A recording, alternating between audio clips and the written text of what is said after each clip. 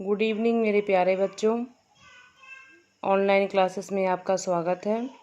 मैं ज्योति Dwivedi, assistant professor मेकल सुता महाविद्यालय डिंडोरी से।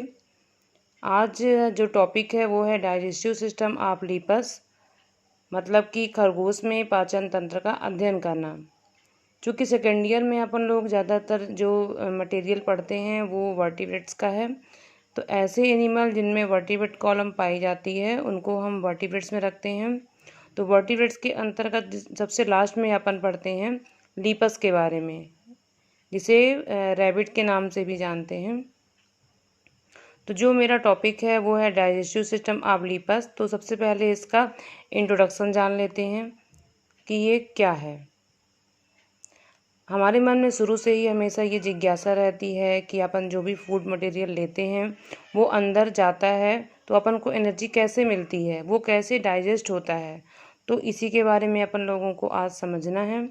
तो सबसे पहले इसकी जो परिभाषा है वो समझ लेते हैं कि भोजन के बड़े, जटिल और अघुलनशील कणों का छोटे, सरल एवं घुलनशील कणों में बदलने की जो प्रोसेस होती है उसे कहते हैं डाइजेशन। फिर डाइजेशन को अपन लोग जो है एलिमेंट्री कैनाल के द्वारा समझते हैं। एलिमेंट्री कैनाल को ही अपन डाइजेस्टिव सिस्टम भी कहते हैं। तो जो लीपस की एलिमेंट्री कैनाल होती है उसमें मुख्य रूप से 4 भाग होते हैं। सबसे पहले आता है बक्कोफेरेंजियल कैविटी। बक्कोफेरेंजियल कैविटी के अंतर्गत आता है माउथ, दांत, जीभ और सलाइवरी ग्लैंड्स। तो लीपस में दरार के रूप में इसका माउथ पाया जाता है। इसके सामने के जो होंठ होते हैं वो कटे हुए होते हैं, जिससे इसके जो दांत हैं इंसिजस वो बाहर दिखाई पड़ते हैं।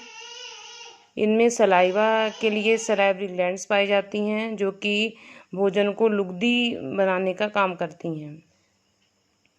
क्योंकि ये हार्बीवोरस एनिमल होता है इसलिए इसकी जो एलिमेंट्री कैनाल होती है वो ज़्यादा लंबी होती है, क्योंकि इनको भोजन की ज़्यादा आवश्यकता होती है।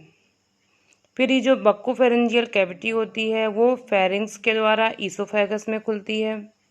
ईसोफेगस जो है एक सक्रिय नलिका होती है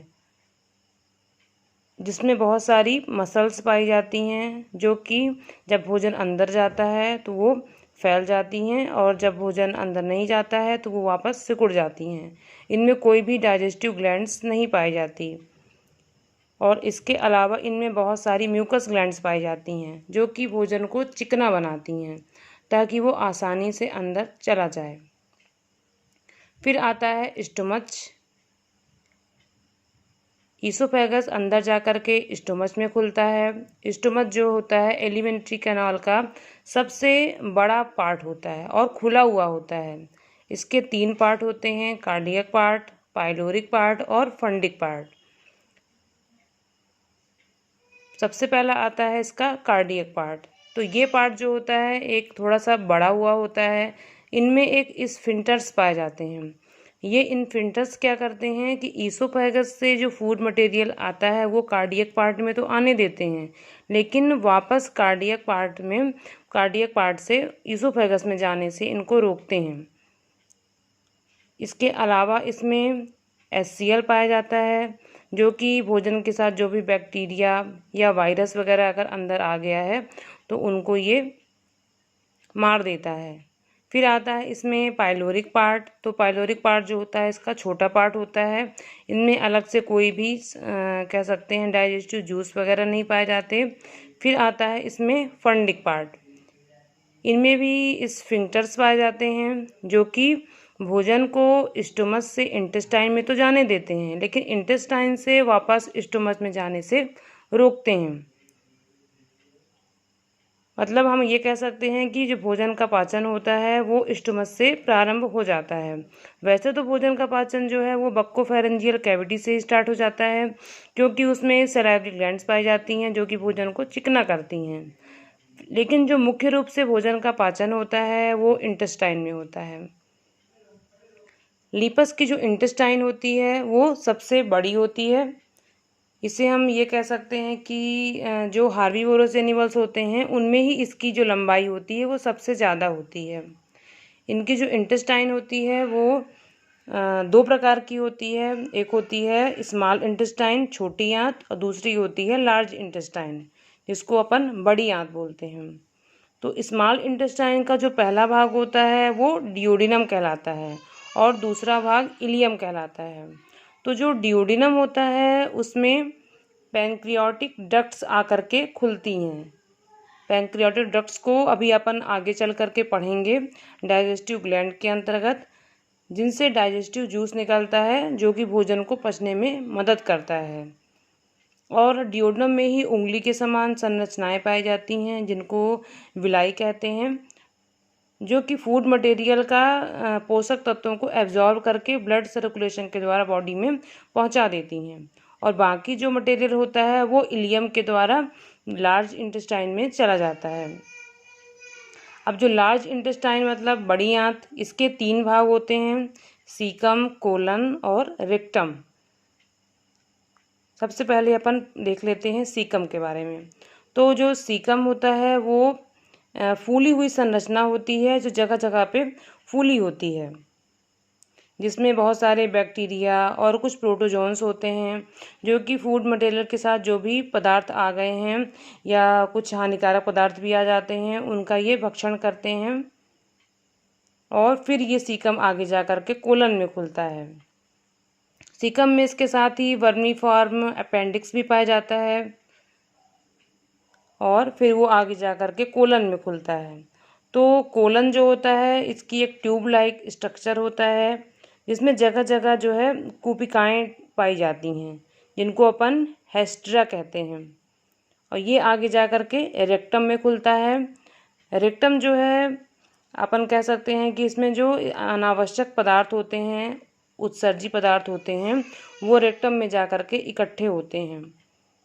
इसके अलावा इनमें लार्ज इंटेस्टाइन में कोई भी डाइजेस्टिव ग्लैंड्स नहीं पाई जाती हैं, सिर्फ इनमें म्यूकस ग्लैंड्स पाई जाती है जो कि भोजन को चिकना, उत्सर्जी पदार्थों को चिकना करती है ताकि वो एक ही जगह पे ना रहें बल्कि आगे पहुंचते जाएं।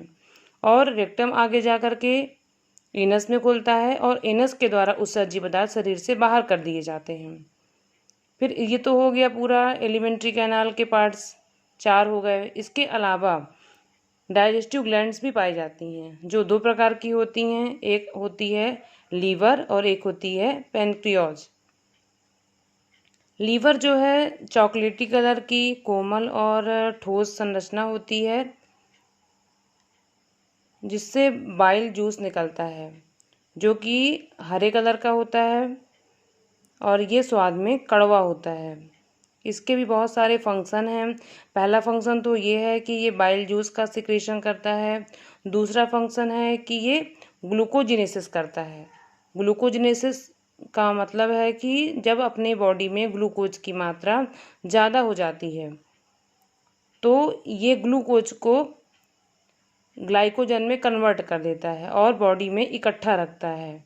और इसके अलावा ये ग्लूकोनियोजेनेसिस भी करता है कि जब अपने शरीर में ग्लूकोज की मात्रा कम हो जाती है तो शरीर को ग्लूकोज इसी से मिलता है, घुल घुल के बॉडी में पहुंचता है। जैसे कि व्रत के समय अगर हमको वीकनेस लगती है तो अपने शरीर में धीरे धीरे ग्लूकोज की मात्रा पहुंच जाती है जिससे थोड़ा ठीक लगता है। इसके अलावा ये हमारे शरीर में विटामिन डी, विटामिन ए और विटामिन B12 को भी इकट्ठा करने का काम करता है।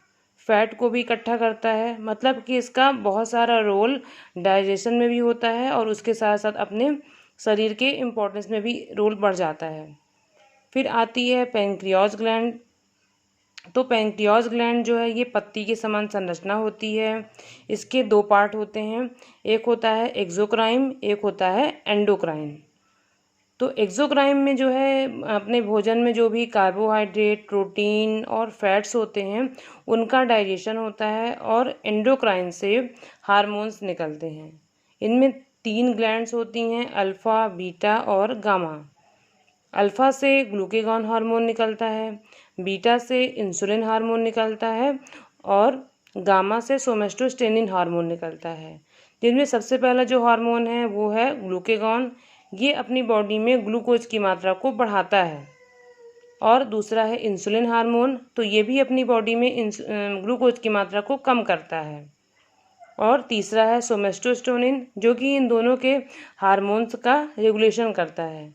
तो इस प्रकार से अपनी बॉडी में अपनी डाइजेस्टिव ग्लैंड्स के अंतर्गत 2 ग्लैंड्स होती हैं, लीवर हो गई और पैंक्रियाज हो गई, जिससे डाइजेस्टिव जूस निकलता है जो कि भोजन के पाचन में मदद करता है। फिर अपन इसका डायग्राम देख लेते हैं। डायग्राम से स्टडी करने में और ज़्यादा हेल्प मिल जाती है।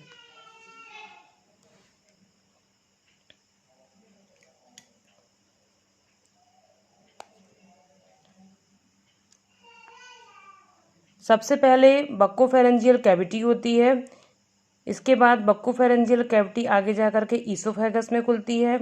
ईसोफेगस जो है एक सक्रिय नलिका होती है। इनमें कोई भी डाइजेस्टिव ग्लैंड नहीं पाई जाती है, सिर्फ म्यूकस होता है और म्यूकस के अलावा मसल्स पाई जाती हैं जो कि सक्रिय और चौड़ी होती रहती हैं। ये ईसोफेगस आगे जा कर के स्टोमच में खुलता है। स्टोमच के 3 भाग होते हैं, कार्डियक, फंडिक और पाइलोरिक। इसके बाद ये स्टोमच आगे जा कर के स्मॉल इंटेस्टाइन में खुलता है। स्मॉल इंटेस्टाइन में भी 2 भाग होते हैं, एक होता है डिओडिनम, एक होता है इलियम। ये हो गया डिओडिनम, ये हो गया इलियम पार्ट। इसी के साथ साथ में ये आप देख रहे हैं, ये पैनक्रियाज ग्लैंड है और यहाँ से ये पैनक्रियाटिक डक्ट होती है, जो कि यहाँ से जो भी हार्मोन्स वगैरह निकलते हैं, ग्लूकेगॉन, इंसुलिन, सोमेस्टोस्टोनिन और इसके अलावा और जो डाइजेस्टिव एंजाइम्स निकलते हैं, वो यहाँ से बॉडी में मिल जाते हैं। इसके बाद ये जो छोटी आंत होती है स्मॉल इंटेस्टाइन, वो आगे जा कर के बड़ी आंत में खुलती है। बड़ी आंत में भी 3 भाग बताया, सीकम, कोलन और रेक्टम। सीकम जो है जगह जगह पे फूली हुई होती है और इसका जो लास्ट सिरा होता है वो वर्मीफॉर्म अपेंडिक्स कहलाता है। कभी कभी किसी किसी को इसमें प्रॉब्लम हो जाती है तो इसको बॉडी से अलग करना पड़ता है। फिर ये कोलन है। कोलन में जगह जगह पे ये संरचनाएं आप देख रहे हैं जिसको हेस्ट्रा कहते हैं। और इसके बाद ये जो कोलन है वो आगे जा कर के रेक्टम में खुलता है। रेक्टम में भी जगह जगह पे फूली हुई संरचनाएं देख रहे हैं जो आगे जा कर के एनस में खुलता है।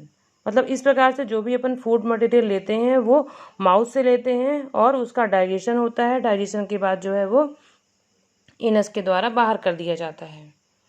तो बस आज का टॉपिक इतना ही था। धन्यवाद।